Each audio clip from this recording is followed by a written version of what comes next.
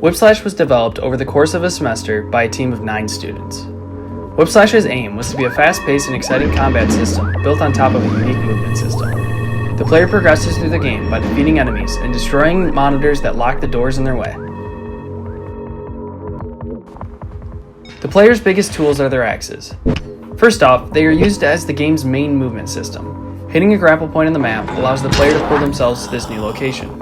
The team wanted to approach movement in VR from a new angle. Rather than teleporting around the environment, the player throws their axe at a target in order to traverse the level. In addition, players are able to grapple to enemies that have been hit with the axe, allowing the movement to be less guided. In order to combat motion sickness, the team looked at games such as Eagle Flight as reference for a dynamic vignette. Axes are also used for combat, of course. They can either be wielded normally and swung at enemies to kill them, or thrown from a range to take them on from a safer distance. In order to keep players from missing hard axe throws throughout the game, an aim assist system was implemented. The system works to guide the axe to the target the player is looking at. Last, the axe can be charged on generators throughout the level.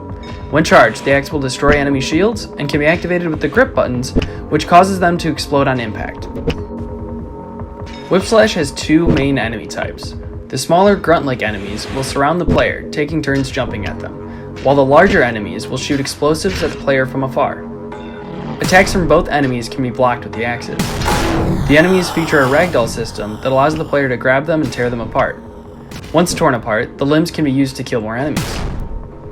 In order to keep the player from feeling overwhelmed by enemies, we implemented our take on a classic Kung Fu circle. The enemies will fill in zones in front of the player and wait to attack. The enemies will attempt to stay in the player's view to prevent them from ever being hit from behind. The dynamic audio system works to transition between fast and slow-paced loops in order to match the audio to the action the player is experiencing. Scattered throughout the levels are explosives that can be used both in combat and in order to solve a couple puzzles. The team decided to go with a futuristic art style due to the complexity of the game within such a short time frame. Going with robots as our main enemy meant that a ragdoll system was simple from an art perspective and required less animation cycles than the typical biped. When everything is put together, Whipslash becomes a fast-paced, one-of-a-kind gameplay experience, combining both fun combat and unique movement.